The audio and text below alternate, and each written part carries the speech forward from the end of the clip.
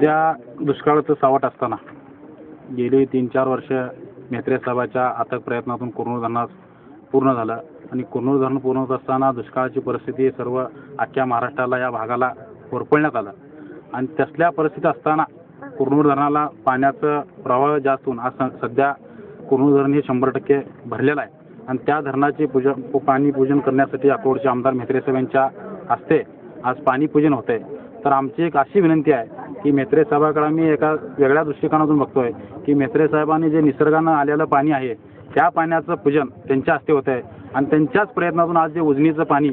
कुरनूर धरणाला येणार आहे ते म्हेत्रे साहेब त्या धरणाच्या पाण्याची पूजा करावी ही आमचं सर्व म्हेत्रे साहेबांच्या कार्यकर्त्याची अशी अपेक्षा आहे आणि ते निश्चितपणे म्हेत्रे साहेबांची अपेक्षा पूर्ण करतील। आणि ज्या ज्या वेळेला इरिगेशन अधिकाऱ्याची आम्ही भेट घेतली त्या वेळेला त्यांना सांगितलं की बाबा कुरनूर धरणातून जे पाण्याची गळती आहे ते तुम्ही का थांबवू शकत नाही। त्या अधिकाऱ्याने आम्हाला सांगितलं की तुझं टेंडर निघावं लागतं आहे, तुझं टेंडर पास झाल्यानंतर ते काम करता येतं आहे असं वारंवार आम्ही ज्या वेळेला त्यांना सांगितलं त्या वेळेला त्या अधिकाऱ्याने आमची दखल घेतली नाही। ते तात्काळ त्या कामाची त्यांनी दखल घेऊन ते गळत असलेलं पाणी थांबवावं आणि असंच की आत्ता जंगले गुरुजींनी सांगितले की व या भागातल्या शेतकऱ्याचा असा प्रश्न आहे की सर माझ्या कुरनूरमध्ये 10-20 लाख शेतकरी कर्ज करून डीसीसी बँकेचं त्या शेतकऱ्याला शासनाचा परवाना मिळतो 8 महिन्याचा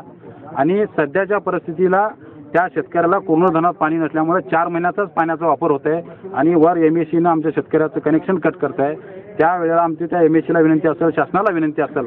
की म्हेत्रे साहेबाला देखील आम्ही आता या ठिकाणी बोलणार आहे की पाण्याचा जो नियम आहे कुरनूर धरणातून पाणी खाली किती वेळा सोडताय त्याच नियमानुसार त्यांनी सोडावं आणि खाली सोडू नका असा आमचा विरोध नाही। कारण खाली जर आपण पाणी नाही सोडलं तर उजनीचं पाणी आपल्याला मिळणार नाही। कारण म्हेत्रे साहेब हे दूरदृष्टीचे नेते आहेत की कुरनूर धरणातून पाणी जर अक्कोटला गेलं तर निश्चितपणे उजनीचं पाणी कुरनूर धरणाला हे अक्कोट करामुळे आपल्याला मिळणार आहे हे मला सांगायला वावगं ठरणार नाही। आणि या कुरनूर धरणाला ज्या आतापर्यंतच्या इतिहासात आदरणीय म्हेत्रे साहेबांच्याच नेतृत्वामुळे तर कुरनूर धरणाचं श्रेय जर जातं असेल तर आदरणीय आमचे नेते म्हेत्रे साहेबालाच जात आहे असं म्हणायला वावगं ठरणार नाही।